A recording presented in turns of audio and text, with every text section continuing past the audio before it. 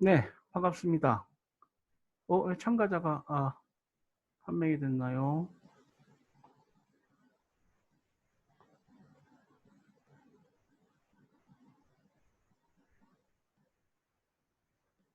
네, 수원이님, 네, 환영합니다. 어서 오세요.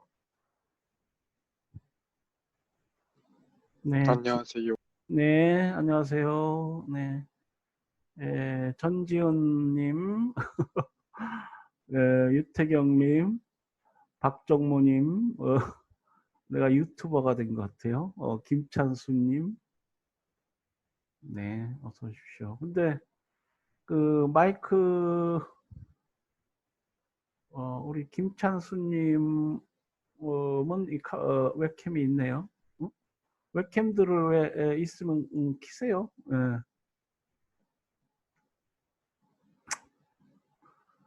아, 네. 유태경님 반갑습니다. 네. 안녕하세요. 저 안녕하세요. 이승입니다. 네네. 어서 오십시오. 예, 네. 예.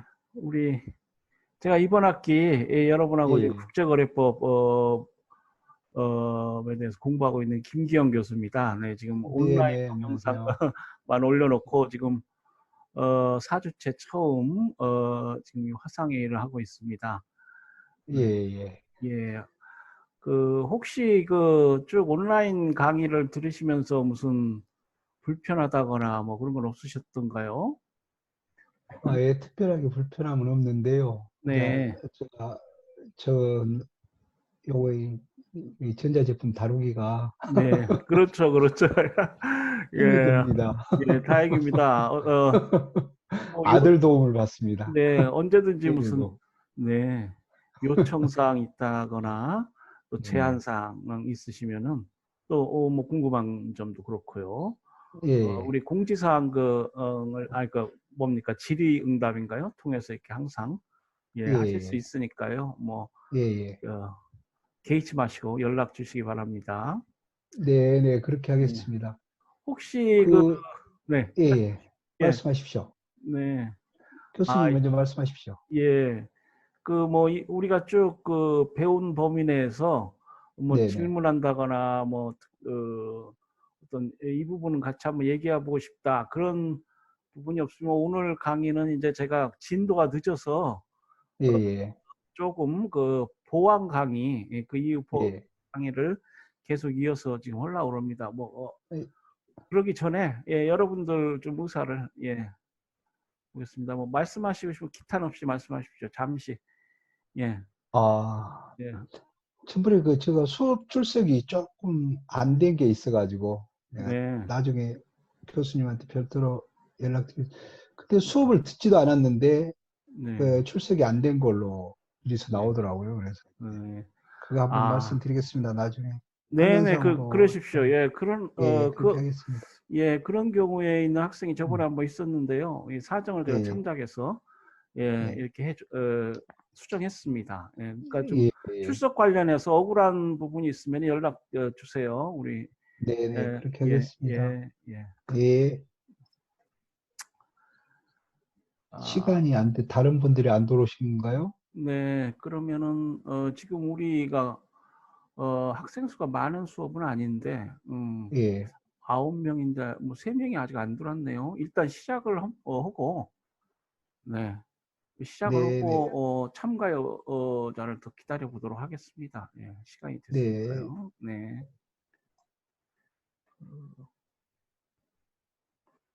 이 채팅 부분, 여러분 뭐, 말씀하시고 싶은 사항은 채팅을 하셔도 좋고요. 어, 네, 화면 공유 화면을 좀 띄우겠습니다.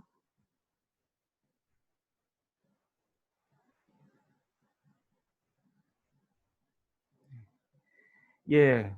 그래서 우리가 이제 물품 매매 그리고 물품 매매 계약 관련해서 쭉 4주간 어, 살펴봤습니다. 예. 그래서 어,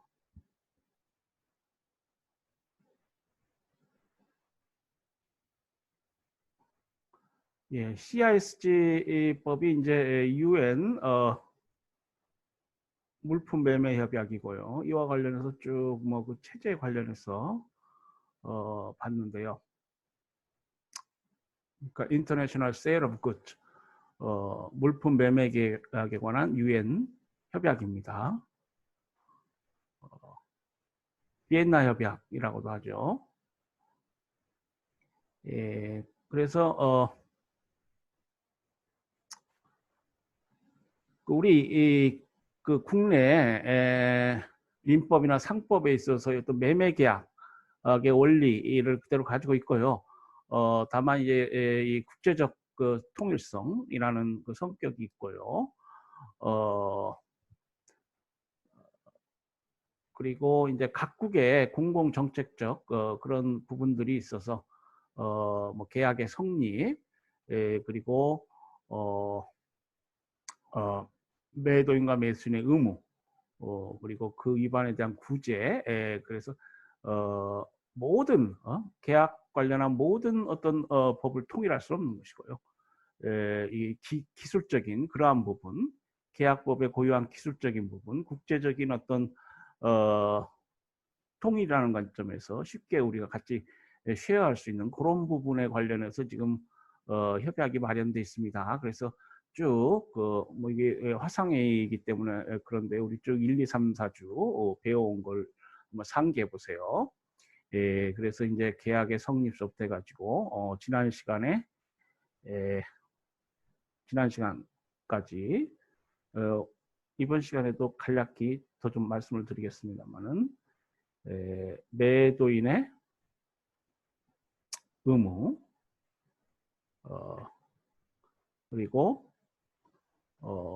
그 의무 위반에 대한 구제 봤어요. 그리고 이번 시간에는 이 부분을 좀 더 살펴보고요.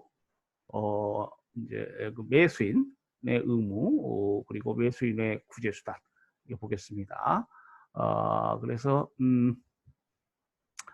다음 주 정도까지 하게 되면은 이 CISG가 아마 이제 우리가 뭐 이 CISG 부분 요거에 관해서 이제 다 살펴보는 것이 되겠습니다. 그리고는 이제 인코텀즈로 이제 넘어가게 되죠. 매매 계약에 관한 또 다른 규범인데요. 이것도 매우 중요한 규범입니다. 그래서 이 국제거래법 여러분도 이제 로스쿨 준비하시는 분도 계실 테고요. 뭐 그래서 법률 전문가가 된다 하면은 이 국제거래 물품 매매에 관련한 뭐 계약이 체결되어서 이제 물품 매매 계약이 되겠죠. 이 물품 매매에 관련한 문제를 생각해 본다 할 때 그 규범이 매우 다의적이고 다기적 그러니까 많다는 얘기입니다. 다의적이 아니고 다기적입니다.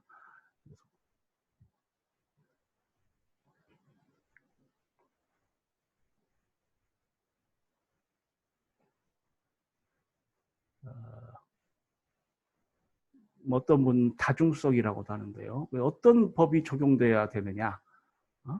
CISG법 이게 적용될 사안이냐?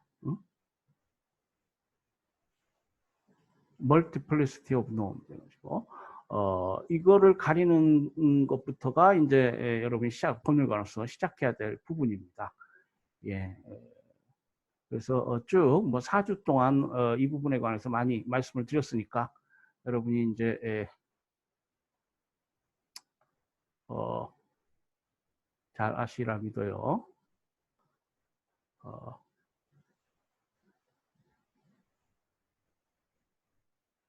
네.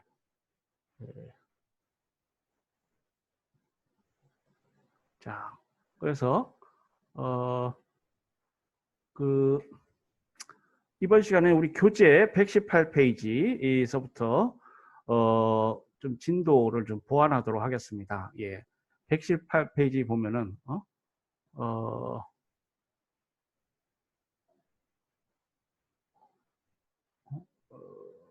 이게 어떻게 됩니까?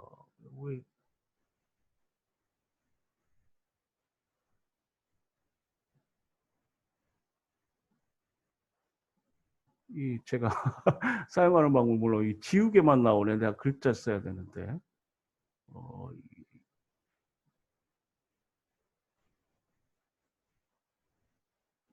네, 그래서 이제 독일 판례인데요.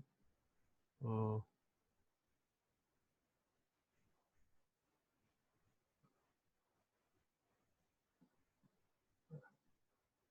어, 네,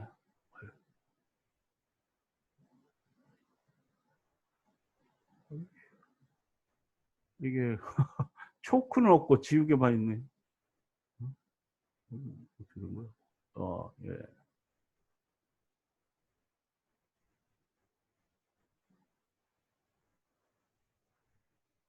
화이트보드가 가지고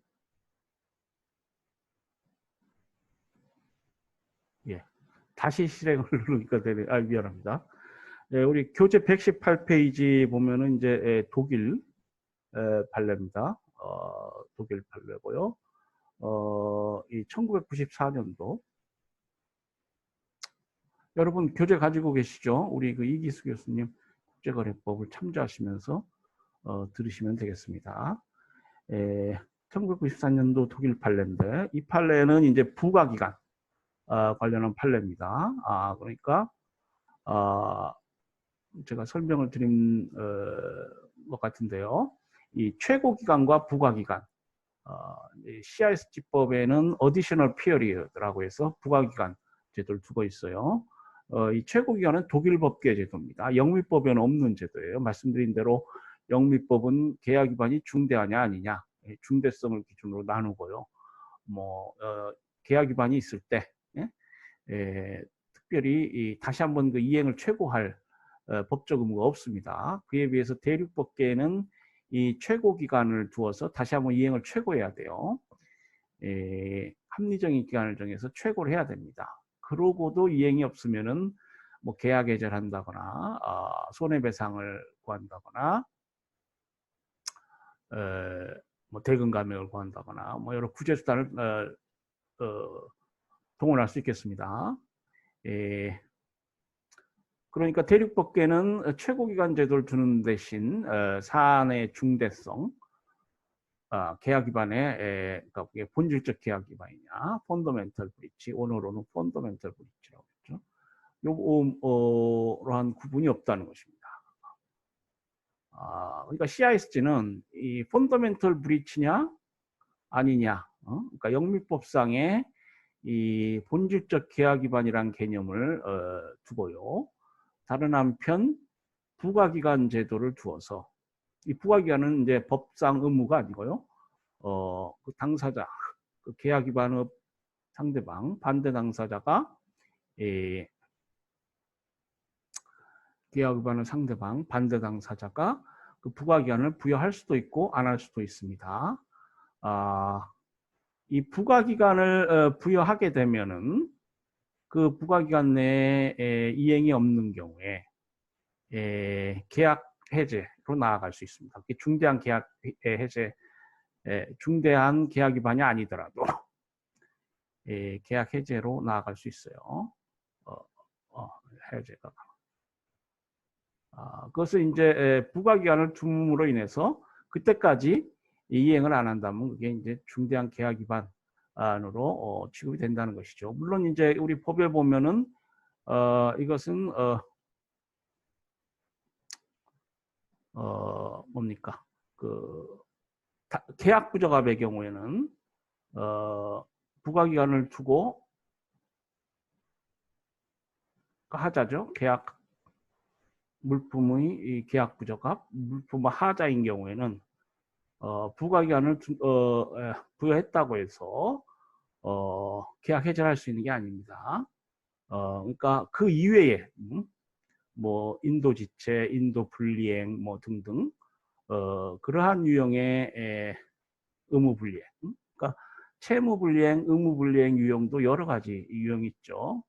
그래서 그러한 유형의 의무 불이행에 관해서만 부가기관을 허여하고 그때까지 이행이 없으면은 계약 해제로 나아갈 수 있다. 이렇게 이런 조항이 있습니다. 그래서 이 부가기관 제도는 이제 계약 부적합한 경우에는 이게 그 대체품 인도가 가능하게 됩니다. 부가기관을 허용하면은 그래서 대체품 인도도 본질적 계약 위반의 경우만 할 수 있어요. 그 이외의 경우는 수리 청구만 할 수 있다고 그랬죠. 그래서 이 부가기한을 두는 경우에는 아주 중대한 하자, 당사자 계약에서 기대할 수 있는 바를 실질적으로 박탈할 정도의 중대한 하자가 아니더라도 부가기간을 허용하게 되면 그때까지 뭐 수리가 없다거나 하면은 매우 중대한 하자와 동일하게 대체품인도 대체물인도 청구를 할 수 있다. 그렇게 되어 있습니다. 자, 이 1994년도 판례는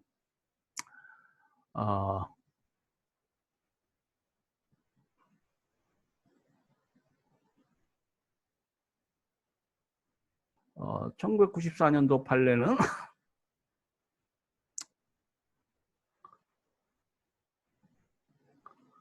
그 독일 판례인데요. 매수인이 이제 독일인이고요. 그러니까 수입상이 되겠죠. 매수인이 독일인입니다. 이탈리아 상인이 이제 매도인이고요.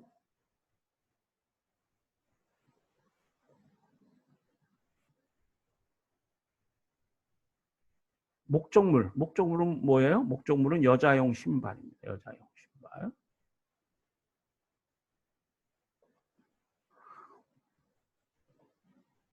뭐 제가 수업하는 도중에 질문이 있으시면 뭐 채팅방이나 뭐 이렇게 말씀을 해주시면 되겠습니다.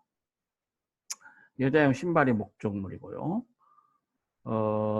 이게 이제 물품이 합의된 기간 내에 인도되지 않은 것 같습니다. 그래서 매수인은 대금의 일부를 지급하지 않았습니다. 매도인은 대금 전액을 지급하라 이렇게 다투고 있어요. 자, 그러니까 이 경우에 이제 계약 위반은 인도 의무를 불이행한 것이죠. 인도 지체, 이행지체, 우리 국내법상 이행지체에 해당이 되겠습니다.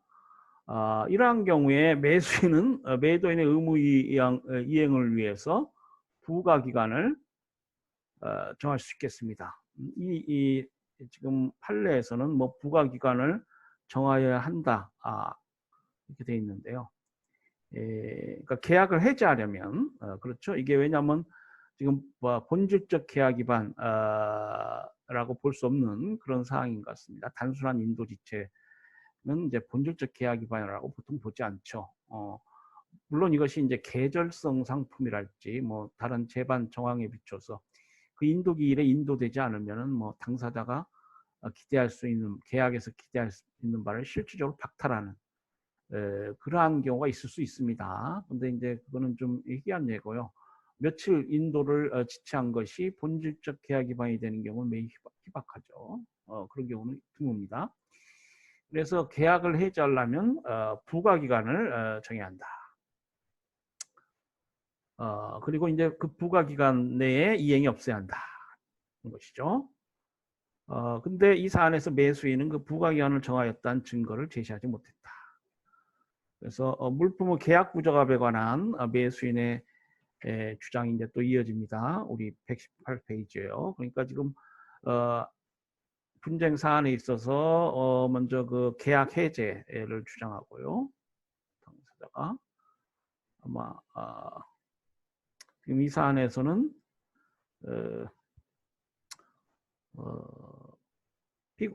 원고가 아마 매수인인 것 같습니다. 계약 해제를 주장하고 물품에 하자가 있다. 계약 부적합 이걸 주장한 것 같습니다. 여러분 이제 민사 소송법 공부하시면은 뭐 청구 원인, 청구 취지, 당사자 주장, 항변 뭐 이런 부분에 관해서 공부를 하시는데요. 이 연결지어서 좀 생각을 하셔야 됩니다. 그래서 이제 소송에서 당사자가 여러 주장을 하고 또 청구를 할 수 있어요. 물론 이에 대해서 매도인은 아까 뭐 반소의 형태인가요? 매도인 입장에서는 이거 계약 해제 주장, 계약 부적합 주장 이유 없다. 대금 전액을 지급하라. 뭐 이렇게 반소를 제기할 수 있겠죠. 뭐 이 사안에서도 그런 것 같습니다. 자, 물품의 계약 부적합 이제 계약 해제 사유가 되려면 계약 부적합이 본질적인 계약 위반에 해당이 돼야 된다. 그런데 이 사안은 이제 그렇지 않다고 본 것입니다. 지금 여자용 신발인데 여자용 신발 하자가 있다. 그러면 이게 본질적 계약 위반이 되는 하자이려면 어떻게 되겠어요? 도저히 신발로서 사용할 수 없는 신고 다니는 우리 거리에 나갈 때 신고 다니는 기능을 할 수 없는 그러한 하자여야 되겠죠.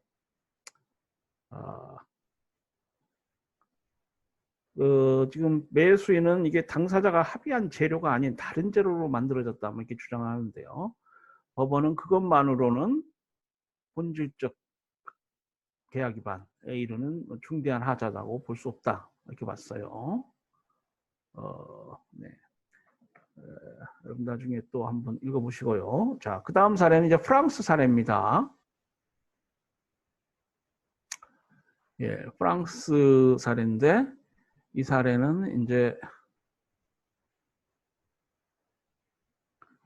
그 2004년도 사례입니다. 2004년도 프랑스 사례예요. 매도인이 포르투갈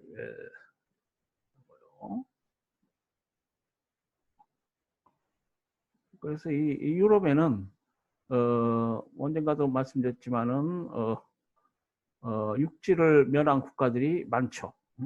세계 지도를 보시면 알겠지만 아프리카, 남미도 좀 그렇긴 합니다만은 이 유럽 그리고 동남아 지역 이런 나라들이 이제 육지로 연한 경계를 이루고 있는 그런 나라들이 많은 지역입니다. 그런 것은 이제 국제거래 문제가 활발하게 법정에서 다퉈질 수 있다는 것이죠. 그리고 대부분의 유럽 국가들은 CISG 가맹국입니다. 아마 영국은 가맹국이 아닌 것 같아요. 한번 확인해 보세요. 일본은 최근에 가입을 한 것 같습니다. 유럽 대륙 대부분 국가들은 CISG 가입국이기 때문에 CISG법이 대부분 적용됩니다. 영업소 기준으로 판단해야 되겠죠. 그러니까 그 국적 기준으로 판단하는 게 아닙니다. 그 영업소라는 게 상인에게는 매우 실제적으로 중요한 의미를 갖기 때문에 그래서 자, 포르투갈의 영업소를 두고 있겠죠. 매도인 수출상입니다. 프랑스의 영업소를 가지고 있는 매수인 수입상이 되겠는데 이 압력 요리기구를 사고 파는 수출이 많은 거래입니다. 예, 우리 그 케이블 TV에 보면은 뭐 여성분들이 나와가지고 뭐 가전제품 뭐 많이 선전하죠. 예, 그래서 이제 목적물은 압력 요리기구고요. 지금 목적물이 인도된 후에 요리기구에서 사용하는 것을 위험하게 할 만한 하자가 발견됐다. 하자가 발견된 것 같아요. 이에 매수인과 판매상은 이제 수입상 또 뭐 그걸 국내에 판매하는 판매상 있겠죠. 있을 수 있습니다. 매도인을 상대로 각 계약 종료와 손해배상을 구하는 소를 제기합니다. 계약 해제, 손해배상. 자, 계약 해제를 하게 되면은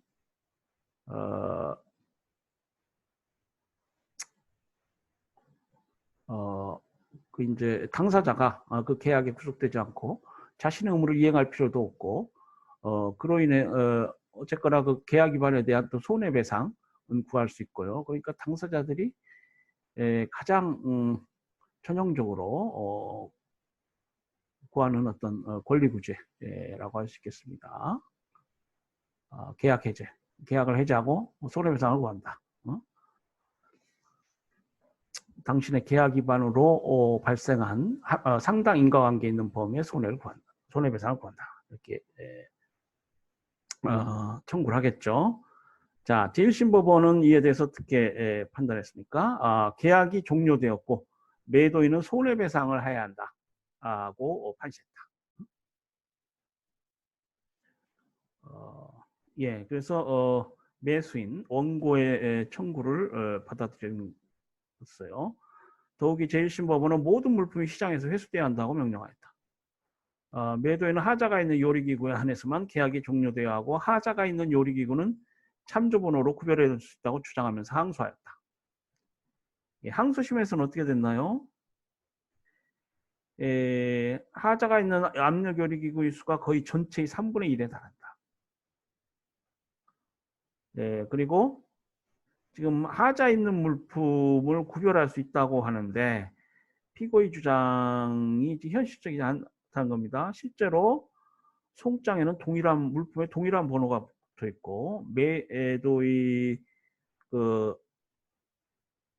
이 달리 하자 있는 물품을 가려낼 방법을 제시하지 못했다. 그래서 결국 그 프랑스 매수인이 승소한 사례 같아요. 지난 시간에도 말씀드렸죠. 일부의 하자.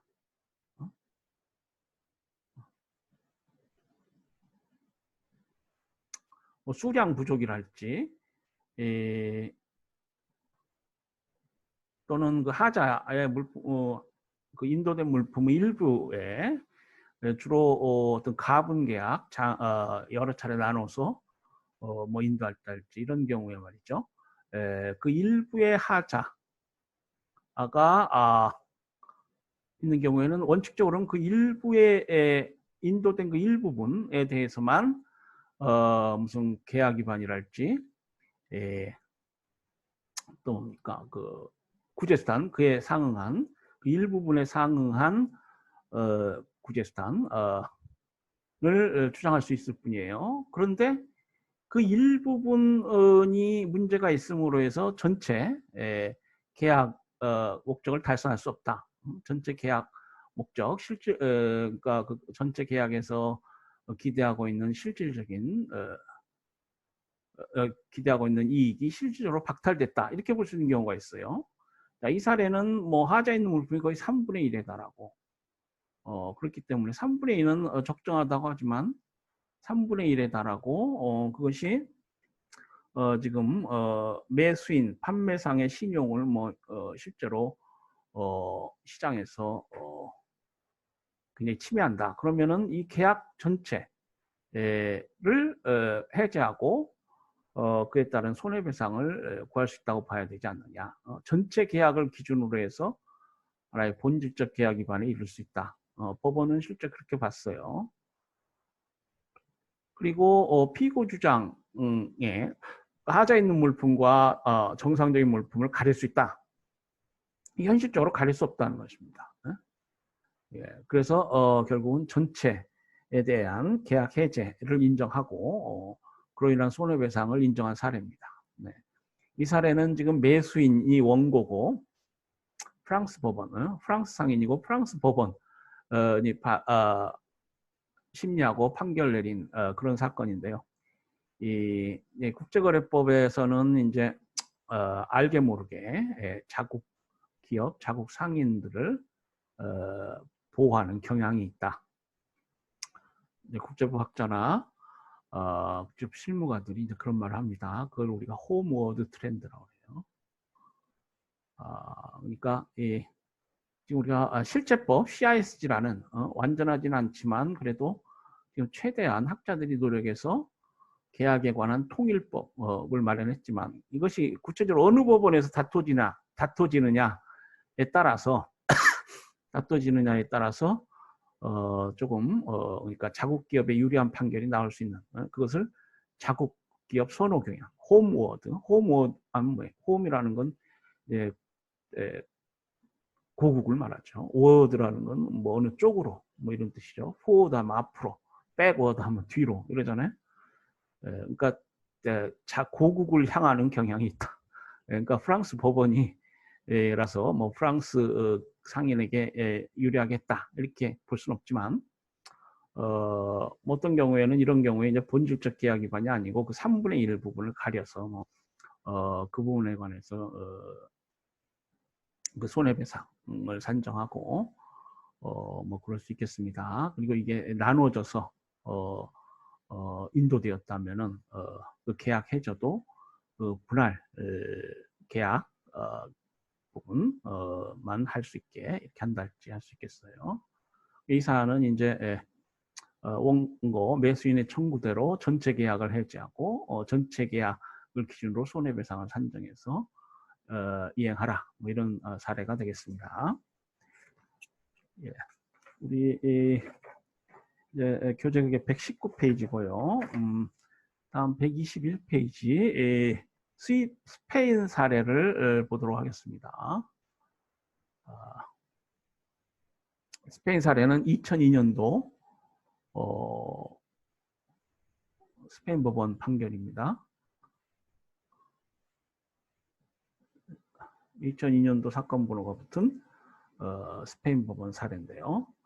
뭐 2002년도에 꼭 판결이 있었던 건 아니겠죠. 그 뭐 법원만 나라마다 그 법원 관행이 다르겠습니다만은 어쨌든 사건 번호가 2002년으로 돼 있어요. 자, 스페인 매도인이 있고요. 매도인은 스페인 기업입니다. 매수인은 요르단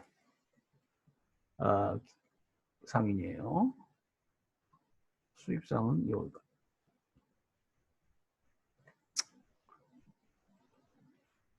자, 냉동 건어물을 사고 팔았어요. 냉동 건어물.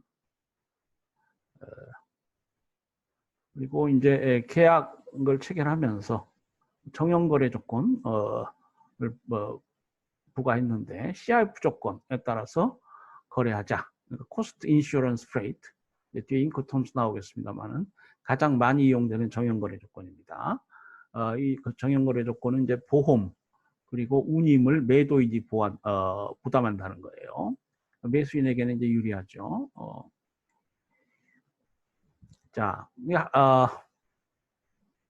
계약을 체결하면서 당사자들이 냉동 건어물이 지금 요르단 공법, 그러니까 이제 국가는 시장을 규제한다고 그랬죠. 우리는 국제거래법 사법을 배우지만은 사법적 성격의 국제거래법을 배우지만은 요르단에 이제 공법이 있을 것입니다. 국가가 뭐 공중보건 여러 국가 목적상 시장을 규제하게 한 법을 만드는데 냉동 건어물이 보건당국의 보건 기준에 부합해야 한다.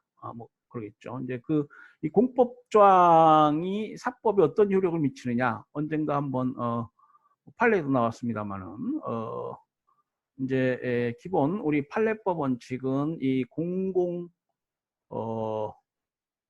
규정이 있고 거기에 부합할 것까지를 매도인에게 요구할 수 없다. 그 원칙이죠. 물론 예외적으로 이제 매수인 국가에 매도인 뭐 영업소가 있다거나 뭐 지사가 있다거나 지점이 있다거나 뭐 매도인에게도 매도인 국가법에도 비슷한 공법이 있다거나 그런 예외적인 상황에 해당이 되면은 이제 그 매도인도 그러한 공법 규정에 맞는 물품을 제공해야지 아니면은 이게 물품 뭐 부적합 하자 문제가 된다는 얘기죠. 물품의 계약 부적합 문제가 된다는 것입니다. 자, 근데 이 사안은 이제 그 문제는 아니고요. 미리 당사자가 명확히 합의를 한 것 같습니다. 이런 보건 기준이 있고, 그러니까 이게 거기에 맞는 지금 냉동 건어물을 인도해야 된다. 뭐 이런 경우에는 당연히 그 합의에 따라서 그러한 냉동 건어물을 인정해야 됩니다. 그런데 결국은 이것이 그게 보건당국의 공법에 위배된다. 사람 식용에 적합하지 않는 것이 밝혀진 모양이에요. 수입이 금지되고 자 그래서 매수인은 이런 상황이니까 난 수입할 수 없다. 그러니까 수령 거절한다고 한 것 같습니다. 그러니까 이제 매도인 입장에서도 이제 어쩔 수 없고 이것을 전매했어요. 여기저기 알아봤습니다. 그래서 이제 전매를 하고 그 전매에 드는 비용 우리 교재에 보면은 이제 그 판매 대금, 전매에서 받은 돈에서 그 전매하는 데 든 비용, 뭐 요르단 항구로부터 스페인 항구로 다시 에스토니아 항구까지 운송 비용, 뭐 운송 비용 정도가 되겠죠. 이걸 공제하고 이제 매수인에게 그 나머지 금액을 상환했습니다. 자, 이러한 경우에 매수인은 공제된 공제된 금액까지 반환해라. 이런 소를 제기했어요. 자, 어떻게 되겠어요? 이게 물품이 계약에 부적합하고 그 부적합 사실을 적시하고 통지를 했을 때 이미 그 계약 해제를 통지한 것이다. 우리 그 CIS법 협약 제26조에 보면은 계약의 해제는 상대방에게 통지된 때에만 효력이 있다.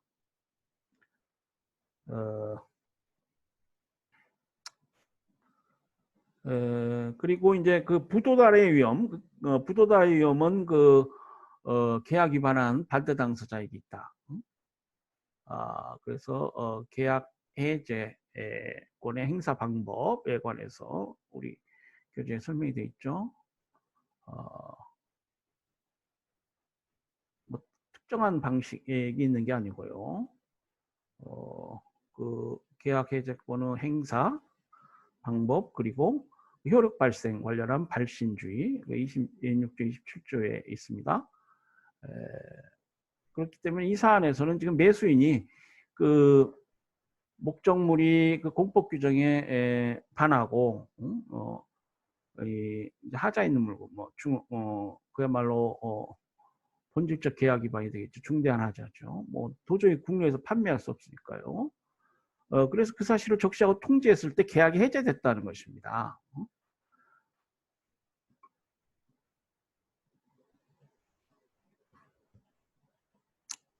계약이 해제됐다는 것이죠. 네? 그래서 그렇게 되면은 매도인이 그 시점에서 이제 계약상 매도인과 매수인은 계약상 구속으로부터 벗어납니다. 계약이 소급적으로 효력을 상실하기 때문에 그러고 이제 그로 인해 발생한 손해를 배상하라 이렇게 주장할 수 있어요. 그렇다면은 매도인이 이제 계약이 이미 그 시점에서 소급적으로 효력을 상실했으니까 매도인이 이것을 뭐 전매인을 구하고 뭐 다시 물건을 가져가고 이런 것들은 자신이 알아서 할 일입니다. 매수인에게 책임을 물을 일이 아니에요. 그래서 운송 비용 같은 걸 공제할 수 없다는 것이죠.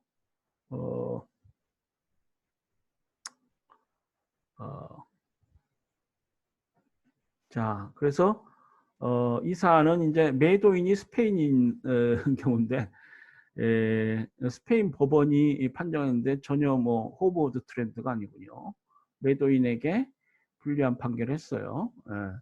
이 사안은 이제 당사자가 완전히 미리 합의한 그러한 공법 규정에 위반해 가지고 물품을 인도한 사례니까 뭐 특별히 자국 사기를 유리하게 해준다는 것이 의미가 없겠죠.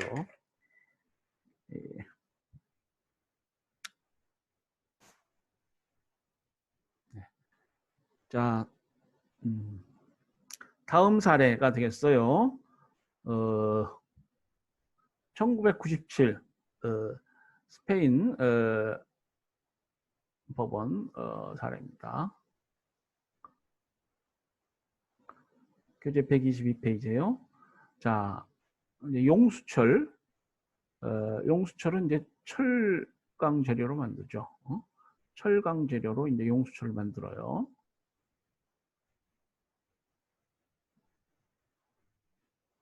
용수철을 계약 목적으로 한 목적물로 한 매매 계약이 체결됐습니다.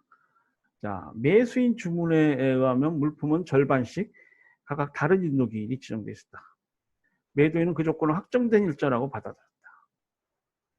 그래서 이제 물품을 나눠서 1회차 인도하고 뭐 2회차 인도하고 이런 계약을 우리가 가분 계약이라고 하죠. 첫 번째 3번은 선적된 물품이 지체돼서 인도됐습니다. 인도 지체가 있었던 모양이에요. 매수인은 인도 지체가 있고, 매수인은 이미 인도된 것을 제하고 아직 인도되지 아니한 만개 용수철에 대하여 계약 취소를 요구하였다. 지금 지체되어 있으니까 지금 피해가 많겠죠. 계약 취소를 요구했습니다. 그런데 매도인은 용수철 생산에 필요한 철을 이미 구입하였고, 그 철은 다른 용도로 사용될 수 없다고 주장하면서 해제 요구를 거절하고 대금 지급을 구하고 있습니다. 그러니까 이제 이거 계약 해제를 할 수 있는 그런 사안이냐, 뭐 이런 것들이 문제될 건데요. 계약에 하면 6,000개 용수철이 4월 중순까지 인도되어야 하나 1,000개만이 5월 중순까지 인도되었고 3,000개는 6월 중순까지 인도되었고, 그러니까 지금 그 인도기를 도과해서 4,000개가 인도가 되긴 했어요. 근데 나머지 2,000개는 지금 인도가 되지 않고 있고, 이미 이행한 부분은 이제 인도 지체가 있었고, 자, 그런 경우에 계약을 해제할 수 있느냐? 매수인은 그 이것이 이제 본질적 계약 위반이냐 아니냐에 따라서 계약을 해제할 수 있느냐 아니냐. 물론 이제 계약 해제를 하지 않고 뭐 손해배상이라든지 이런 걸 구할 수 있겠습니다. 예. 그렇지만은 이제 당사자들은 계약 해제를 통해서 자신의 계약상 의무를 이행하지 않으려고 하겠죠. 이렇게 상대방이 뭐 불성실하게 나오는데 그냥 난 다 원래 소급적으로 하고 싶다. 소급적으로 효력을 상실케 하고 싶다. 그럼 계약 해제권 행사하는 게 좋습니다. 계약 해제권 행사하면 자신의 입장에서 더 이상 계약의 구속을 받지 아니하고요. 이행하지 아니한 부분이 있을 때는 뭐 이행할 필요가 없고요. 이미 이행한 부분이 있으면은 이제 반환하라, 원상 회복하라 이렇게 주장할 수 있습니다. 또 원상 회복을 받은 뒤에 손해가 그대로 남아 있으면 손해배상을 구할 수 있고요.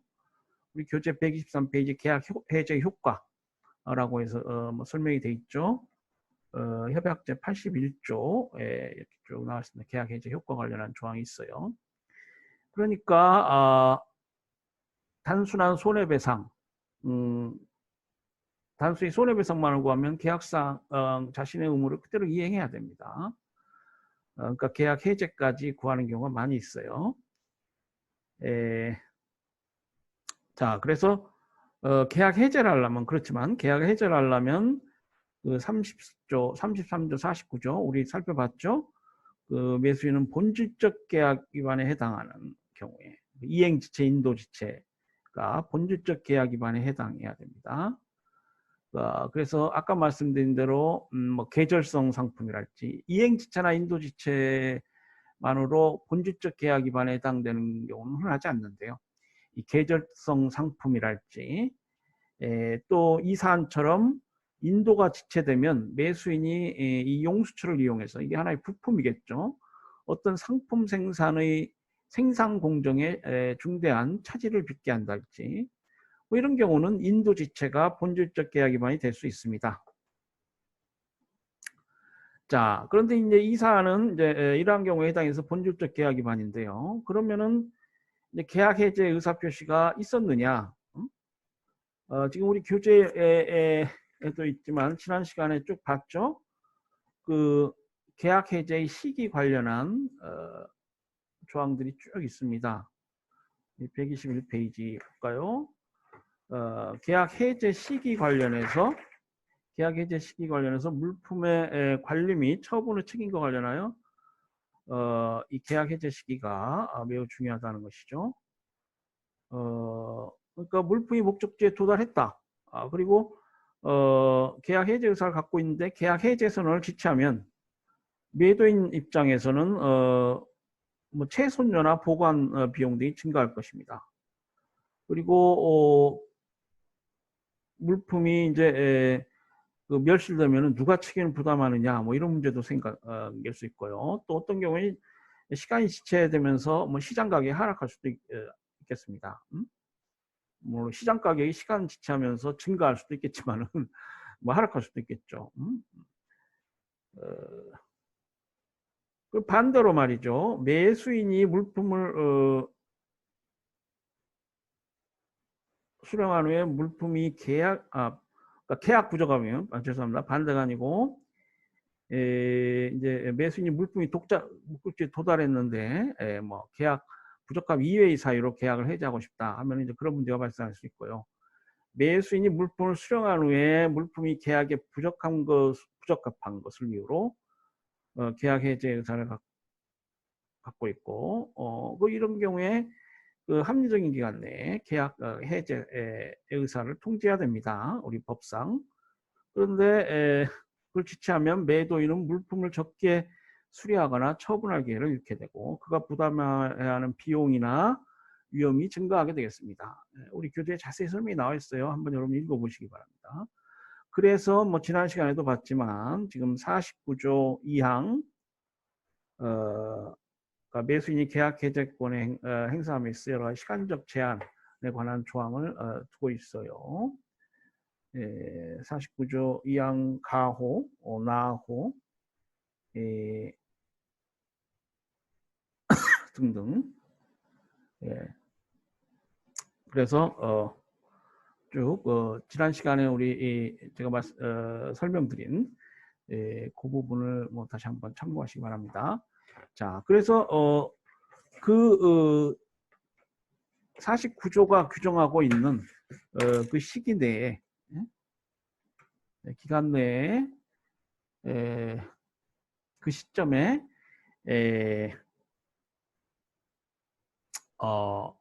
계약을 해제해야만이 계약 해제 효과가 발생하도록 이렇게 되어 있습니다. 그 기간을 도과하게 되면 그 시기를 놓치게 되면은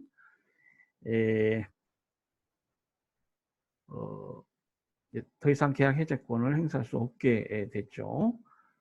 자, 그래서 이 사안은 지금 본질적 계약 위반에 해당이 되니까 계약 해제권을 행사할 수 있는데 이게 적시에 통지가 되었느냐? 지금 첫 번째 인도를 수령했어요. 그러면은 이것은 이제 우리 법원은 분할 부분의 이행을 위한 부과 기간을 묵시적으로 부여한 것으로 봅니다. 봤어요. 그리고 그 후에 인도가 계속하여 지체되자 매도인에게 장래 분할 급부 부분에 대하여 해제에 해당하는 서신을 보냈어요. 이제 이것이 계약 해제의 의사표시, 통지가 같다는 것입니다. 그래서 이제 자 이걸 수령했다. 이 지체가 됐으니까 그 뭐 수령을 거부한달지 물론 단순한 이행 지체의 경우에 수령을 거부한다는 것은 협약상 아마 신의성실원칙상 인정되기 어려울 텐데요. 그런 경우에도 이제 수령을 하고 다음에 이제 뭐 대금 감액이라 할지 뭐 손해배상이랄지 이런 걸 구할 수 있겠습니다만은 자, 이 경우에 수령을 했다는 것은 이제 앞으로 제대로 이행을 해라. 이런 부과기간을 묵시적으로, 그러니까 명시적으로 부과기간을 부여하겠다라는 의사를 표시하지는 않았죠. 그러니까 묵시적으로 부과기간을 부여한 것으로 이렇게 봤고, 그러니까 언젠가도 말씀드렸지만은 이 국제거래법을 공부하는 입장에서는 이 bystander, reasonable bystander, 합리적인 중립자, bystander라는 건 옆에 그냥 이해관계 없이 서 있는 사람을 말하죠. reasonable 하면은 합리적이다, 뭐 이런 뜻이죠. 그러니까 공부하는 우리 학생, 그리고 또 이 국제거래법 그 분쟁 사안의 당사자 아닌 재판관들, 뭐 중재인들 이런 자들이 이제 reasonable bystander가 됩니다. 이러한 정황, 재반 정황하에서 당사자의 의사가 뭐냐? 말씀드린 대로 이 계약법령에서는 당사자의 의사가 최우선이라는 것입니다. 그러니까 인도 지체된 제1회 수령분을 수령한 것, 이때 그 당사자의 의사는 앞으로 제대로 이행을 하라. 이렇게 묵시적 부과 기간을 부여한 것으로 볼 수 있고, 계속해서 지체되고 불이행, 계약 위반이 있다고 볼 수 있겠죠. 그러면은 합리적으로 지금 해제 선언에 해당하는 서신을 보냈고요. 통지는 합리적인 기간 내에 보낸 것이 됩니다. 그래서 계약은 해제된 것이 되겠습니다.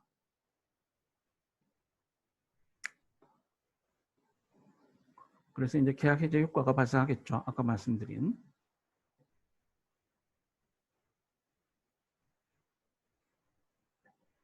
자, 다음 사례는 이제 핀란드 사례입니다. 핀란드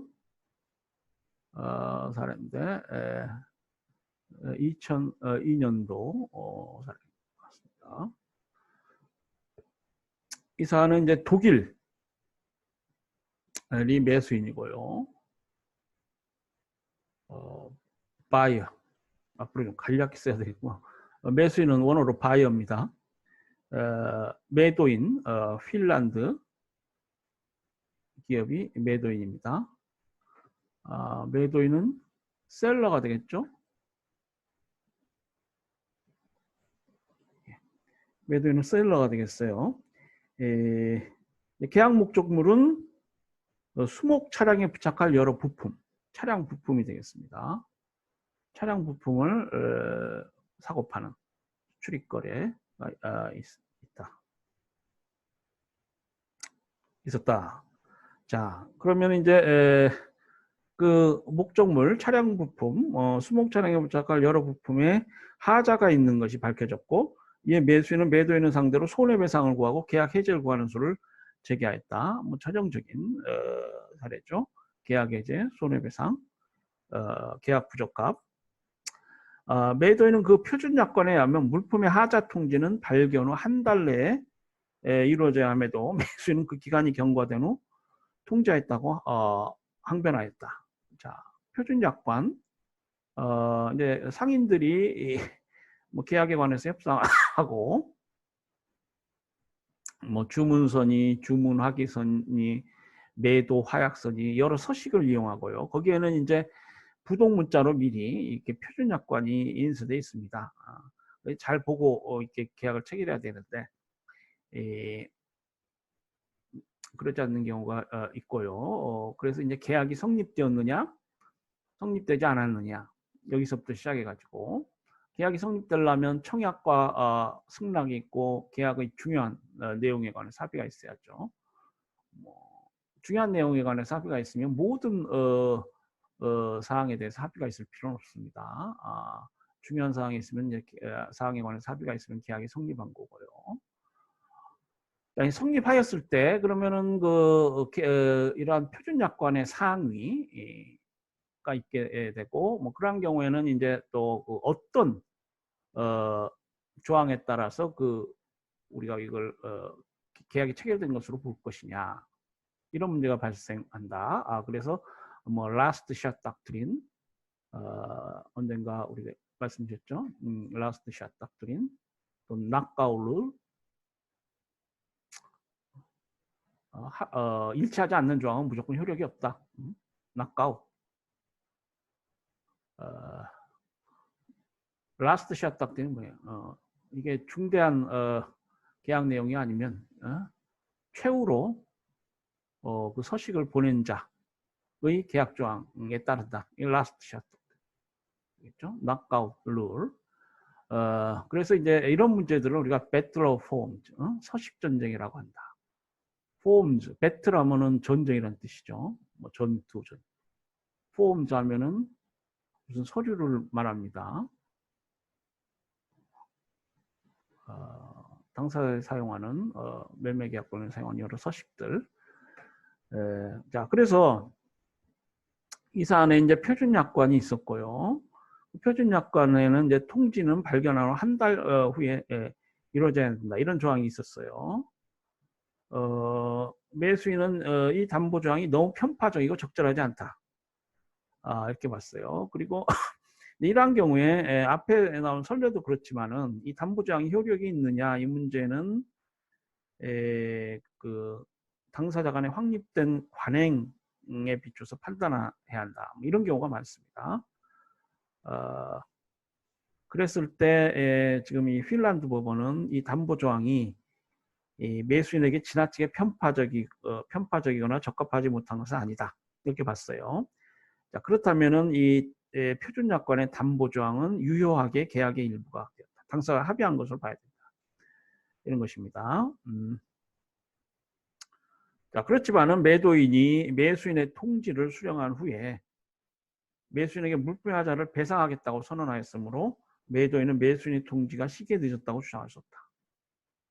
담보조항이 위반이 돼서요. 통지가 이제 늦게 왔어요. 근데 매도인이 그럼에도 불구하고 결국 내가 지금 발생한 손해는 상도 이상에게 배상해주겠다. 뭐 이렇게 얘기한 모양이에요. 그렇다면은 그것은 하나의 새로운 합의가 된다는 것입니다. 따라서 이제는 그 손해배상을 못하겠다 이렇게 주장할 수 없다는 것입니다.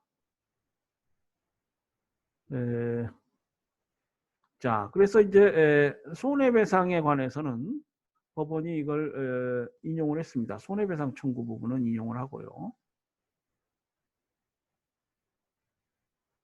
이제 소송법에서 뭐 청구원인, 청구 취지, 그래서 이제 그 청구를 원고가 승소할 때 그 청구를 인용한다고 그래요. 그리고 이제 계약 해제 부분은 아까 본 대로 그 계약 부적합에 대한 적절한 통지가 있어야 됩니다. 합리적 기간 내에 통지가 있어야 돼요. 근데 이게 담보 조항에 따라서 그 계약 해제 통지를 해태한 것이죠. 그러니까 이 계약 해제 청구는 법원이 인정하지 않았습니다. 손해배상 청구는 인정하고요. 네.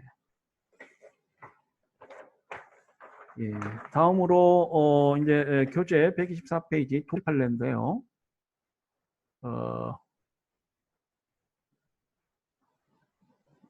1990년 판례입니다. 이 사안은 이제 매도인 그러니까 셀러가 이태리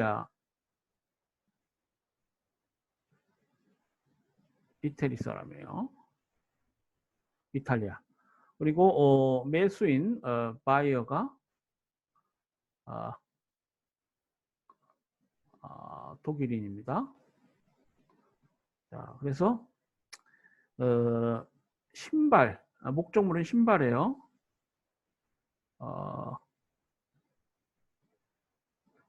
신발로 매매 계약을 체결했습니다. 매수인은 매도인이 계약과는 달리 발가락 부분에 은색 리벳을 부착한 신발을 인도해왔다고 주장하면서 일방적으로 대금을 반으로 감액하였다.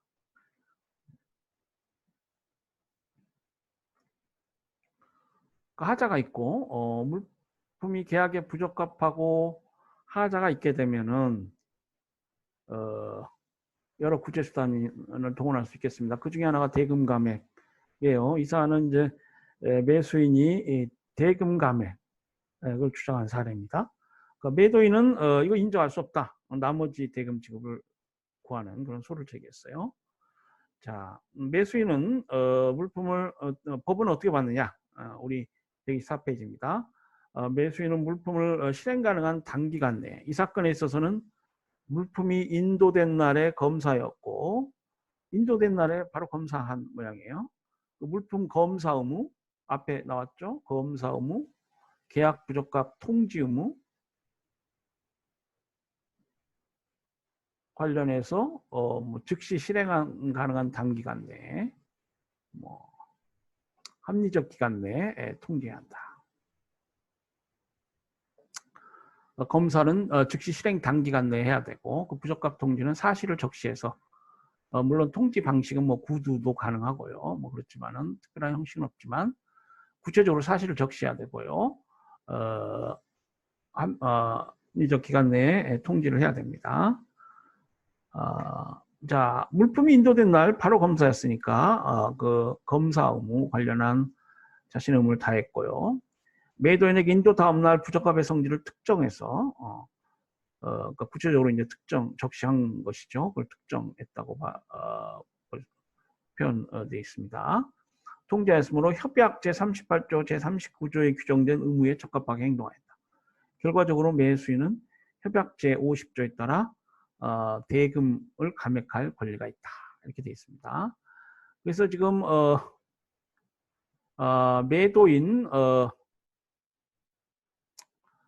매도인의 의무 위반에 대한 여러 구제 수단이 있는데요.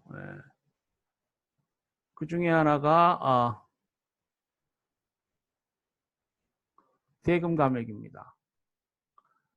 이 대금 감액은 뭐 여러분도 이해가 되시겠지만 일종의 손해배상의 일종입니다. 물품의 하자가 있고 따라서 피해가 있기 때문에 뭐 손해배상을 구한다, 또 대금 감액을 구한다 이럴 수가 있어요. 이 대금 감액은 대륙법계 국가에만 있는 그러한 제도입니다. 영미법계 국가에서는 손해배상으로 이게 일원화되어 있고요. 이 대금 감액은 손해배상의 특수한 형태인데 모든 부분에서 이게 완전히 같다. 손해배상이 완전한 유형이다. 이렇게 보기도 좀 어려워요. 손해배상 청구의 특별한 형태로 이해하는 것이 좋겠습니다. 그렇긴 하지만 상황에 따라서 대금 감액이 유리할 수도 있고 뭐 손해배상 유리할 수도 있겠는데 이 양 구제 수단은 지금 병존적으로 되어 있습니다. 그래서 대금 감액 권을 행사하면서 손해배상도 구할 수 있고요. 자, 그래서 이제 그런 경우는 어떤 경우 있겠어요?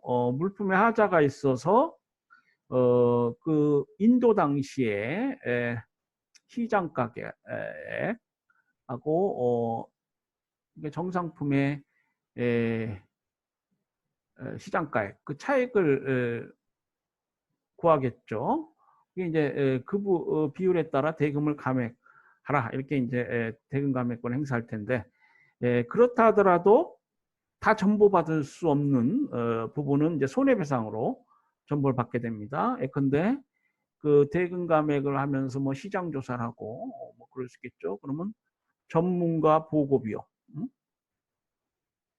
엑스퍼트 리포트, 그에 관련한 전문가들의 뭐 보고서를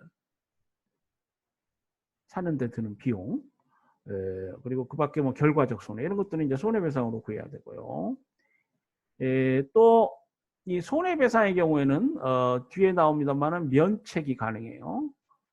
그러니까 지금 협약상 장애, impediment, 뭐 영미법상 force 뭐죄, 불강력, act of God 뭐 이런 개념 갖다 할 수 있는데 이런 장애가 있을 때는 impediment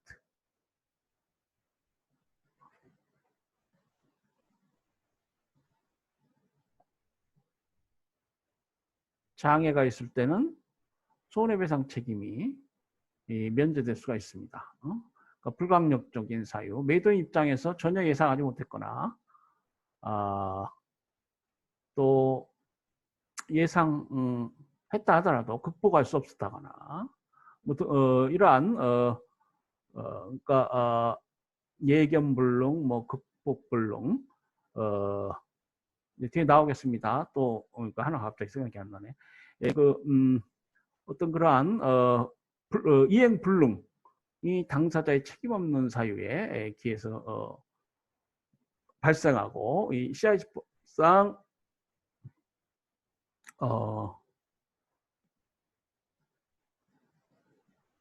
CIS법상 그것이 불강력 사유, 불강력적 사유에 해당이 되는 경우에는 손해배상이 면제돼요. 그러나 그러한 경우에도 물품에 하자가 있는 경우에는 대금 감액 청구를 할 수 있습니다. 그래서 손해배상하고 대금 감액은 이제 그런 면에서도 차이가 있고요. 그래서 그때그때 그 행사할 수 있는 구제 수단을 자신에게 유리한 그런 구제수단을 주장할 수 있겠습니다. 이 구제수단은 이제 병존적이고요. 그리고 이제 감액 때는 액수 그리고 손해배상 액수를 정하는 기준도 다릅니다. 대금 감액권은 감액할 금액을 산정함에 있어서 실제 인도가 있었던 시점, 아까 말씀드린 인도 시점에 있어서 그 하자 있는 물품에 가고요. 정상품의 시장 가액을 비교해야 됩니다. 그에 비해서 손해배상 청구권의 경우에는 손해 산정에 있어서 계약 체결 시 당사자들이 예측할 수 있었던 사정, 소위 우리가 얘기하는 상당 인과관계, 전혀 합리적으로 예측할 수 없던 손해는 배상하지 않아도 되고요. 합리적인 사람이라면은 이러한 상황에서 아까 그 bystander rule, reasonable bystander rule, 합리적인 중립자 입장이 매우 중요합니다. 그래서 이러한 상황이라면은 이런 계약 위반이 있었을 때 보통 이러한 손해가 발생하겠다. 계약 체결 시점 기준입니다. 대금 감액하고는 달라요. 계약 체결 시점의 상황, 재반 정황, 당사자가 예측 하였거나 합리적인 사람이라면 예측할 수 있었던 그런 사정을 기준으로 그 합리적 범위 내에 있는 손해. 그래서 이제 이 사법은 말씀드린 대로 이 합리적 추상적으로 합리적인 인간상 이걸 기준으로 하는 거예요. 근대 사법의 원칙은 이런 추상적이라는 건 뭐예요? 모든 사람 성인이면은 계몽주의, 우리 서양 철학에서 계몽주의 영향이죠. 그 이전까지 신에게 얽매여 있다가 이제 해방이 됐다 이 말이에요. 신으로부터 해방이. 그래서 모든 사람들이 합리적으로 생각할 수 있다.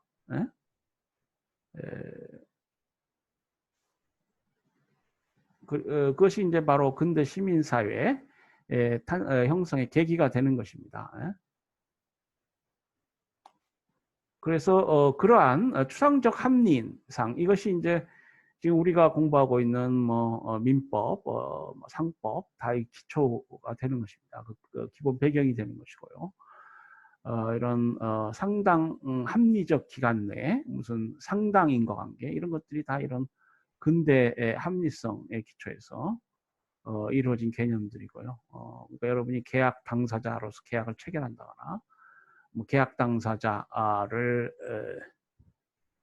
보조해서 계약서를 작성해주는 뭐 변호사라거나 이 국제 매매 계약 관련한 분쟁을 다루는 재판관이거나 결국 그 다툼은 무엇이 합리적인 것이냐. 소위 우리가 웨스턴 리전이라고 합니다. 우리 동양에도 뭐 원님 재판도 있고 뭐 그런 봉건적 사법 시스템이 뭐 있죠. 그러나 이제 이러한 서양인들의 이성 이것이 뭐 근대사법에 들어와 있다는 것입니다.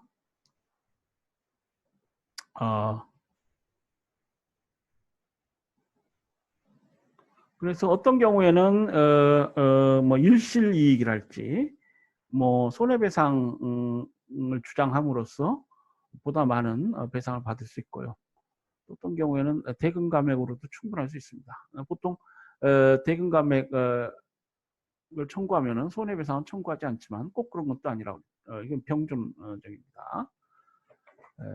볼 수 있겠고요. 자, 우리 스위스 사례입니다. 이제 126페이지. 네, 우리 교재 126페이지입니다. 스위스 1992년도 사례인데요. 자, 이 사례는 이제 매도인이 이탈리아인입니다. 셀러가 역시 이탈리아인이고요. 바이어, 매수인이 스위스.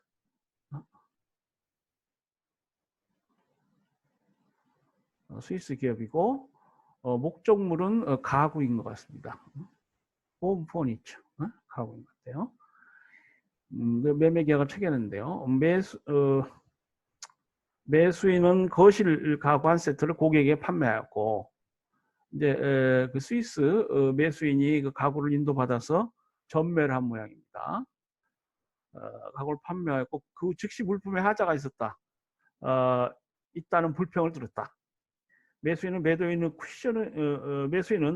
쿠션의 재료를 수리해주겠다는 제안을 받아들이지 않고 계약을 해지했다. 자, 이제 고객의 불평이 있고요. 그러니까 이제 바이어 매수인 입장에서는 뭐 화가 나고 그랬겠네요. 이탈리아 매도인이 이거 내가 교체해주겠다. 그런데 그걸 거부하고 바로 계약을 해지한 것 같습니다. 거부하고 계약을 해지했다. 매수인은 또한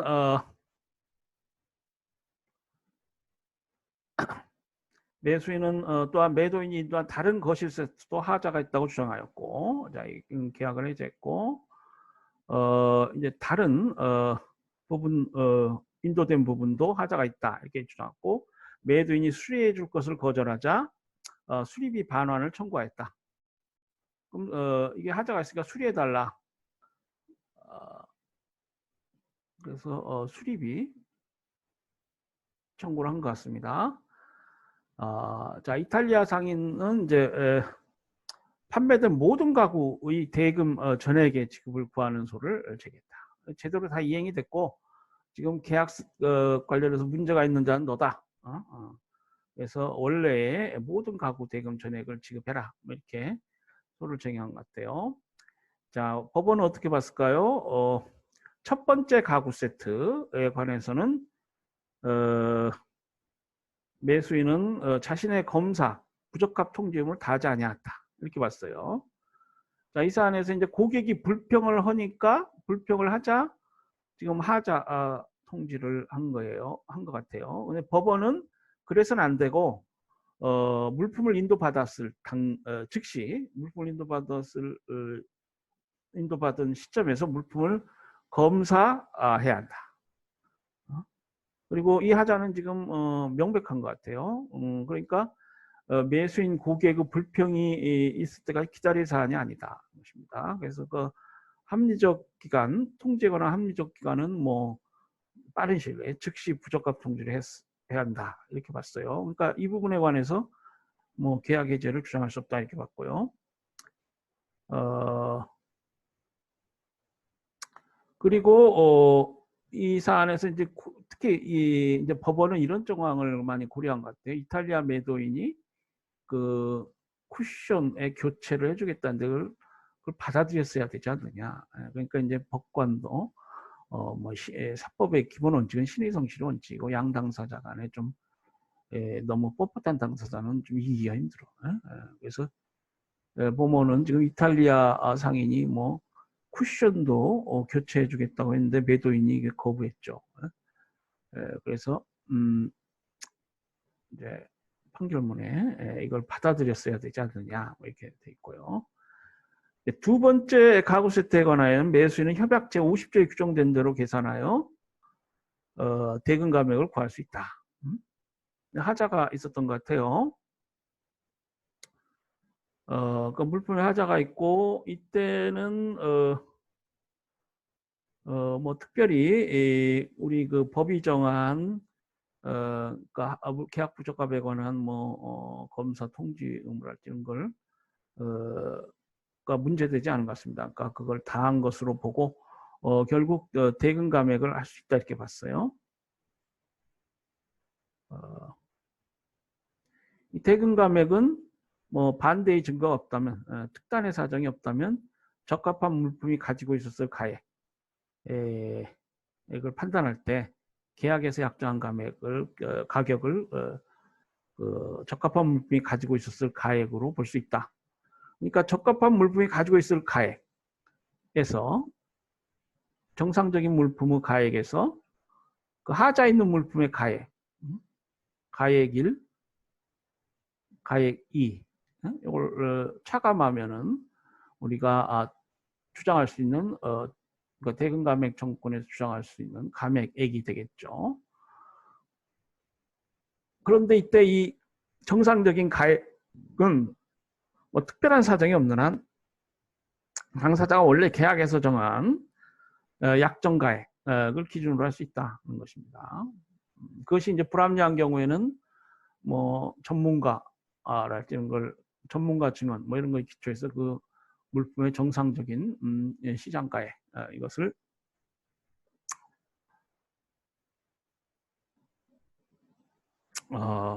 기준으로 해야 되겠죠. 자, 이때 이제 매수인이 수리비를 지출했는데요.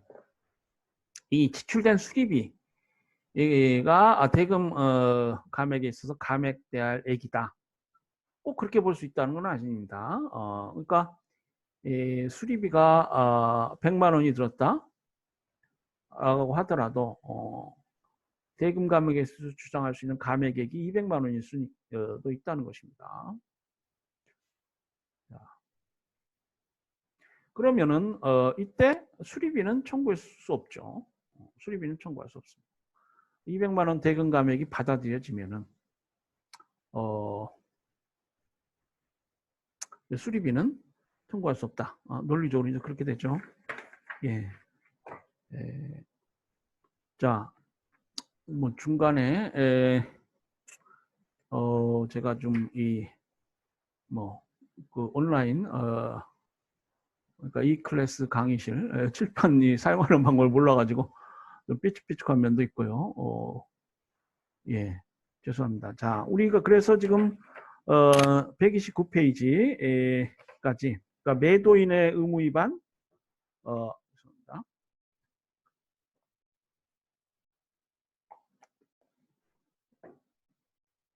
여러분하고 화상회의 하니까 좀 편안하게 이렇게 하고 있습니다. 매도인은 의무 그리고 그 의무 위반에 대한 구제수단. 자, 근데 우리 그 129페이지 손해배상 청구권이 있죠. 그래서 이 손해배상에 관해서는 또 이제 뒤에 나오겠습니다만은 그 영미법상 가장 대표적인 구제수단이고요. 이제 매도인의 의무 위반이 있으면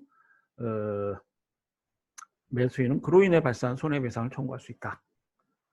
그리고 45조 2항 지난 시간에 나왔죠. 이 손해배상 청구권은 다른 구제수단과 병존한다. 같이 청구할 수 있다는 거예요.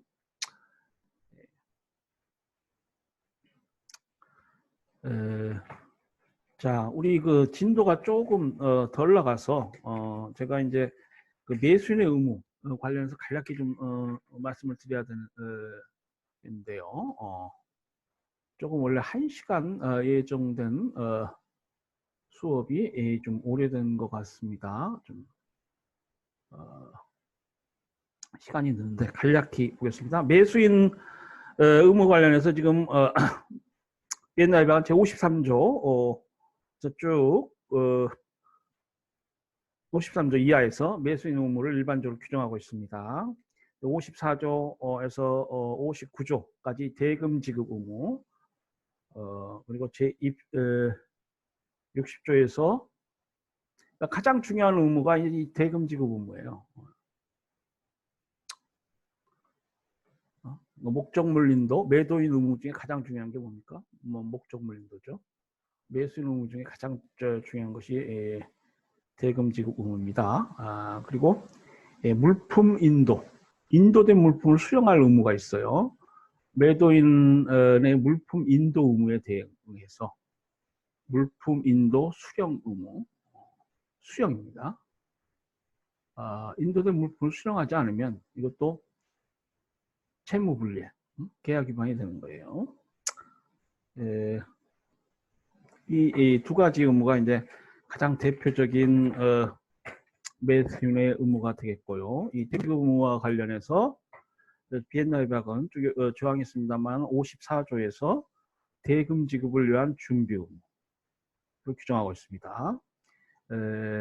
국내 계약과 달리 국제 계약에 있어서 이 대금 지급은 조금 좀 부가적인 여러 절차가 요청된다거나 그럴 수 있어요. 예컨대 외환 우리에게 지급하려면은 또 일정한 당국의 허가를 받아야 된달지 뭐 그런 경우가 있습니다. 그래서 비엔나 협약 54조에서는 매수인은 그 지급을 위하여 계약 또는 법령에서 정한 조치를 취하고 절차를 따라야 한다. 이렇게 되어 있고요. 자, 대규모 확정 관련해서 55조가 있습니다. 이 55조는 계약은 지금 유효하게 체결되었지만 그러니까 계약 내용 중요한 부분에 관해서 당사자 합의가 있다고 볼 수 있다. 그래서 계약이 유효하게 체결되었다. 자, 그러한 경우에도 명시적 또는 묵시적으로 대금을 정하고 있지 아니하거나 아주 예외적이지만 그런 경우가 있을 수 있어요. 또 이를 정하기 위한 조항을 두지 아니한 경우에는 비엔나 협약 제55조에 따라 대금을 정해야 됩니다. 그래서 반대 의사의 표시가 없는 한 당사자는 계약 체결 시에 당해 거래계와 유사한 상황에서 매도되는 그러한 종류의 동일한 물품에 대하여 일반적으로 청구되는 대금을 묵시적으로 정한 것으로 이렇게 본다. 그러니까 이 55조는 일반적으로 지속적인 거래 관계에 있는 당사자가 하는 거래, 서로 막 믿고 오래 계속 지속적으로 거래했다면은 뭐 꼭 대금을 미리 합의하지 않고 이게 거래할 수가 있겠습니다.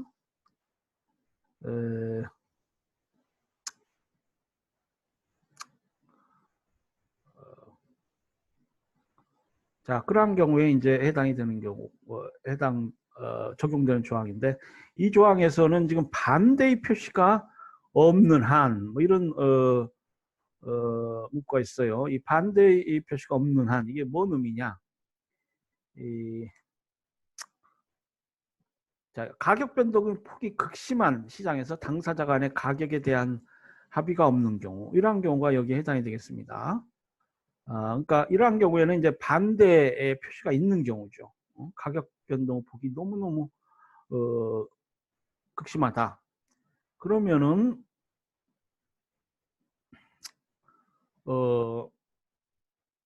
이 55조가 적용될 수 없겠습니다. 그러니까 55조는 통상의 어떤 시장에서 그렇게 가격 변동 폭이 극심하지 않고 어느 정도 안정적이고 당사자들이 합리적으로 그걸 예상할 수 있었을 때 이제 그러한 경우에는 계약 체결 시점이 아닌 인도 시점을 기준으로 해서 동일한 종류의 그러한 종류의 동일한 물품에 대해서 일반적으로 청구되는 대금으로 가격을 정하자. 그래서 이제 반대 표시가 있는 경우, 그러니까 가격 변동폭이 극심한 경우에는 그 계약 체결 시점에서 그 일반적으로 청구되는 대금 이걸 기준으로 할 수 없어요. 그거보다는 인도 시점, 가격 등락이 심하니까 인도 시점이 보다 합리적인 시점이 됩니다. 자, 다음으로 이제 대금 지급 장소 관련해서 57조가 있습니다. 57조가 있는데 지금 CIS법은 지참채무 원칙에 따라서 채무자가 매도인의 영업소에서 그 자신의 대금 지급 의무를 이행해야 됩니다. 그게 지참채무 원칙이죠. 추심채무 원칙하고 다른 것이죠. 추심채무는 매도인이 매수인의 영업소에서 대금을 추심해야 됩니다. 우리 채권법의 일반 원칙은 이제 지참채무 원칙을 취하고 있습니다. CIS법도 지참채무 원칙에 따라서 매수인이 매도인 영업소에서 대금을 지급해야 됩니다. 자신의 의무를 매도인 영업소에서 해야 돼요. 말 그대로 그 대금을 그 지참해가지고 그 매도인 영업소에서 줘야 된다. 이렇게 이해하시면 되겠습니다. 추심채무는 매도인이 매수인의 영업소에 가서 돈 달라 이렇게 추심해야 된다. 이렇게 이해하시면 되겠어요. 지참채무 원칙을 정하고 있고, 다만 이제 계약 체결 후에 매도인 영업소가 변경되었다거나 해가지고 대금 지급과 관련해서 추가 비용을 부담할 수가 있겠습니다. 뭐 독일은 바로 옆에 있었는데 그 매도인 영업소가 독일에 있었는데 계약 체결 시점에 저 어디 미국으로 가가지고 추가 비용이 들게 된다. 대금 지급 관련해서 추가 비용이 든다. 그러한 경우에는 대금 지급에 대한 부수비용 증가액은 매도인이 부담해야 되겠습니다. 자, 대금 지급 시기 관련해서 59조가 있습니다. 59조는 이제 대금 지급 시기 관련한 것인데요. 대금 지급 시기는 뭐 당사자들이 합의한 그 시기에 지급하면 됩니다. 그 시점에서 지급하면 되는데, 지급이 이루어지면 되는데, 자, 이 매매 계약은 동시행 관계에 있는 계약입니다. 그 쌍무 계약이고요. 그래서 매도인의 물품 인도 의무하고 매수인의 대금 지급 의무가 동시에 이루어져야 됩니다. 그래서 반대 당사자의 이행이 없으면은 자신의 이행을 거부할 수 있는 그것을 우리가 동시이행 항변권이라고 하죠. 자, 그렇듯이 이제 우리 그 사법 기본 원칙에 따라서 보면 됩니다. 재급식에 관한 약정이 있으면은 거기에 따르고요. 그 약정이 없으면은 58조 1항이 적용됩니다. 58조 1항에 따라서 매도인은 계약 또는 협약에 따라 물품 또는 그 처분을 지배하는 서류를 매수인의 처분하에 두는 때 대금을 지급해야 합니다. 그러니까 매도인 입장에서는 이제 그 물품의 소유권을 화치한 뭐 선화증권이랄지 이런 것들을 다 매수인의 처분하에 두었다. 언제든지 매수인이 그것을 수령, 억셉트하고 뭐 물품을 찾으면 된다. 목적하에 가서 물품을 찾으면 된다. 그런 어떤 물품의 매도에 관련한 뭐 서류 인도 의무가 또 그 매도인의 의무의 하나라고 그랬죠. 그러니까 국제거래에서는 뭐 CIF 조건이랄지 FOB 조건이랄지 뭐 신용장을 통해서 특히 CIF 조건은 이제 서류 거래라고 부릅니다. 신용장 거래는 뭐 서류 거래고요. CIF 조건은 물품 인도, 서류 인도 조건이라고 할 수 있겠어요. FOB 조건은 우리가 보통 현물 인도 조건이라고 하는데 그렇기 때문에 이제 이 조항에 따라서 서류라는 게 중요하고요. 매수인은 매도인이 물품을 매수인의 처분하에 줄 때까지는 대금을 지급할 의무를 지지 않고 매도인은 매수인이 대금을 지급할 때까지 물품을 인도할 의무가 없다. 인도할 의무가 없다. 이런 매매 계약상의 기본 사법 원칙이 그대로 여기에 들어와 있다고 볼 수 있습니다. 그러니까 서류라는 것이 물품의 소유권을 화치하는 것이고요. 그것이 동시행 관계에 있다는 것이죠. 그래서 지금 이 그 국제 계약에 있어서 서류 인도, 물품 인도, 서류 인도 관련해서 지금 대금 지급과 지금 이것이 동시행 관계에 있고 58조 제1항 2문, 58조 2항 다 이런 조항들이 이제 거기에 관련된 것입니다. 자, 대금 지급 시기 관련해서 58조 3항에 보면은 58조 3항은 매수인은 물품을 검사할 기회 를 가져야 한다. 그렇기 때문에 그 매수인은 물품을 검사할 기회를 가질 때까지 대금을 지급할 의무가 없다. 이렇게 정하고 있고요. 물론 이때 매수인을 검사 기회는 당사자 간 합의된 인도 또는 지급 절차와 양립할 수 있는 것이어야 된다. 검사의 기회만을 계속 고집할 수는 없는 것이죠. 그 재반 정황에 따라서 그것이 합리적이고 양립할 수 있어야 됩니다.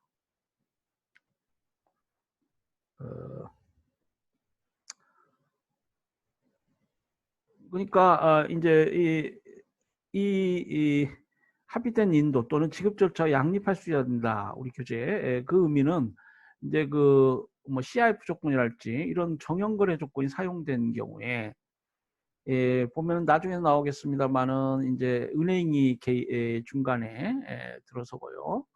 뭐 지급은행, 뭐 개설은행 이렇게 되는데 이 은행이 서류를 인도 받으면은 대금을 지급해야 됩니다.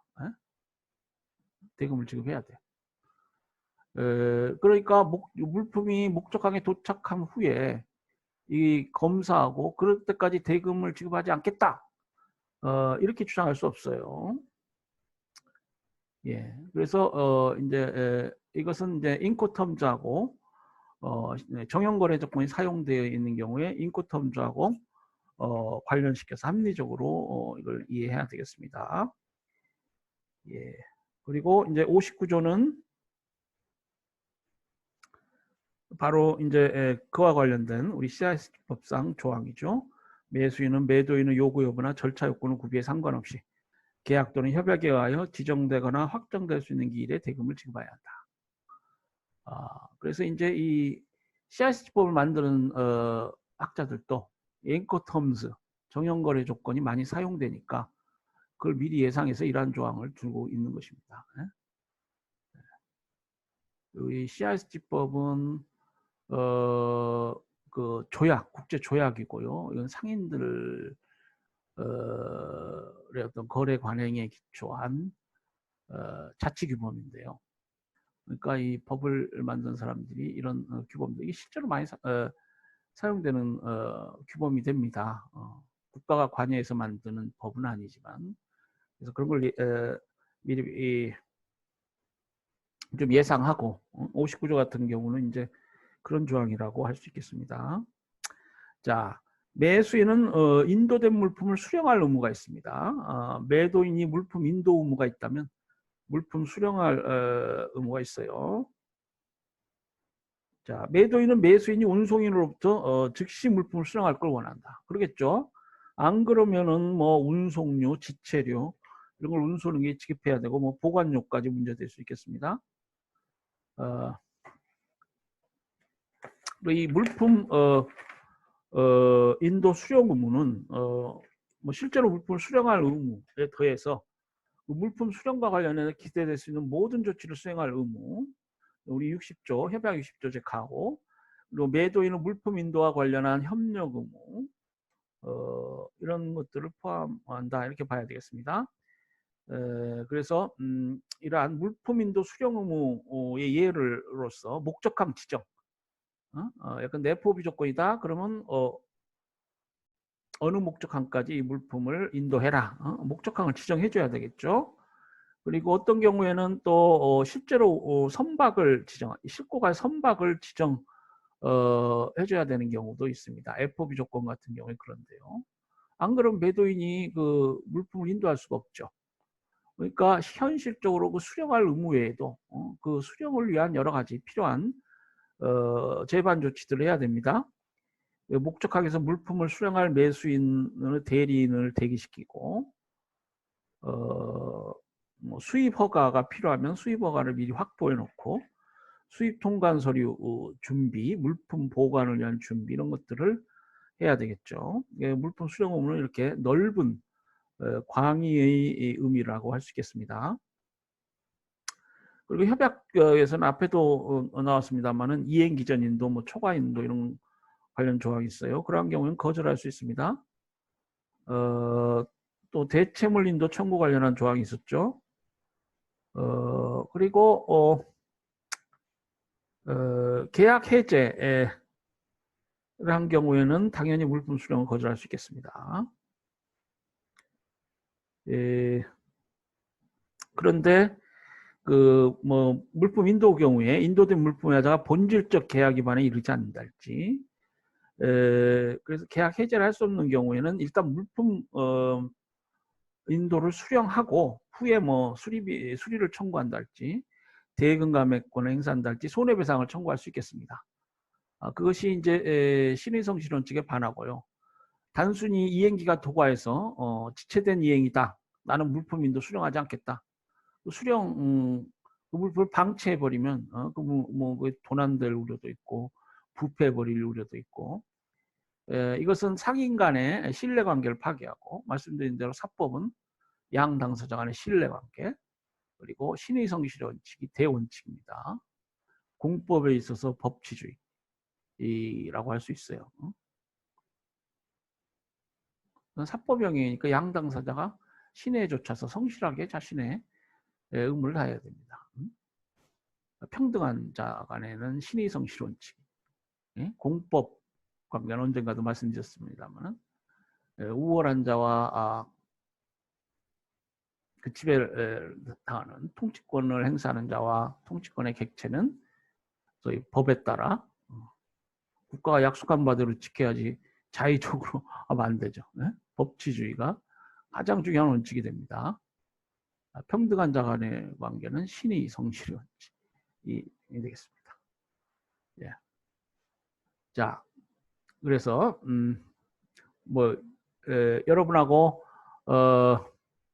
뭐 저와의 관계를 비교하자면 여러분이 이제 그 4주차 리포트를 3번 제출하는 것은 신의 성실의 원칙 관계다. 제가 이제 강의를 하고 여러분에게 국제거래법이 뭐다 이렇게 말씀드리는 것은 신의 성실의 원칙에 따른다고 할 수 있겠고, 나중에 학점을 준다거나 뭐 평등하게 이거 평가하는 거 이런 거는 법치주의 원칙에 따라야 된다. 뭐 이렇게 좀 우스갯소리로 그렇게 비유해 볼 수도 있겠습니다. 네, 장시간 수업 듣느라고 수고하셨습니다. 예. 지금 제가 이번 여러분과의 화상회의를 화상 강의 비슷하게 이렇게 진행했습니다. 좀 진도가 나가서 진도가 좀 부족한 것 같아서. 자, 그렇지만은 이제 이 화상 강의를 종료하면서 혹시 그 여러분 뭐 말씀하시고 뭐 제안 사항도 좋고요, 뭐 질문도 좋고요, 허심탄회하게 말씀하고 싶은 바 있으면은 말씀하시기 바랍니다. 자, 네.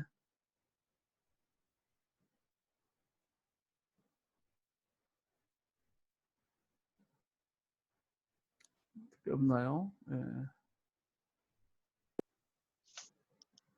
네, 교수님, 제가 물어볼 게 하나 있는데요. 네네. 아, 예. 그 4주차 1차 시 학습 기간이 9월 2일부터 3일까지여서 출석 인정이 안 되는데 혹시 확인 한 번만 해주실 수 있나요? 네, 지금 성함이 어떻게 되죠? 지금 이수원이요. 이수원. 네, 네, 우리 유태경 학생. 유기석입니다. 네네네. 아까 그 수업 관련해서 지금 조금 뭡니까 그 수정을 바라는 사항이 있다고 좀 억울하게 수업 출석 처리가 안 된 것 같습니다. 그런 경우가 있을 수 있는데 이수연 학생도 그런 경우군요. 네. 그러면은 일단 제가 알겠습니다. 이게 우리 이수원 학생하고 우리 유태경 선생님, 우리 나이 많으신 유기석입니다. 유기석입니까? 예. 우리 네. 유태경은 아들 이름입니다. 아들 계좌님으로 들어오셨군요. 예, 유기석 선생님. 예. 예. 그래서 이 두 학생은 제가 적어 놓겠습니다. 그래서 수업 지금 이수원 학생 어떻게 됐다고요? 들리나요? 네. 네, 그 4주차, 네. 4주 1차 시 4주 1차시. 네. 학습 기간이 네. 2일부터 3일까지여서 출석 네. 인정이 안 돼요. 네. 네, 알겠습니다. 우리 유기석 선생님은 나중에 이게 우리 질의응답 거기란에 써놓으신다고 그랬던가요? 네네, 그렇게 하겠습니다. 네네. 예, 알겠습니다. 예. 자, 뭐 또 뭐 있으신가요? 말씀하실 사항 우리 김찬수 학생이나 전지현 학생, 박종모 학생. 네.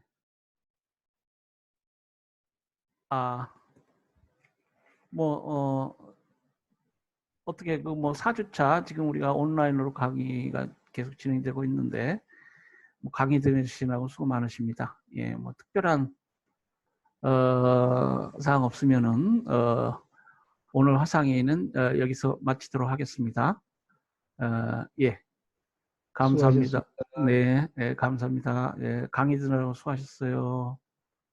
네.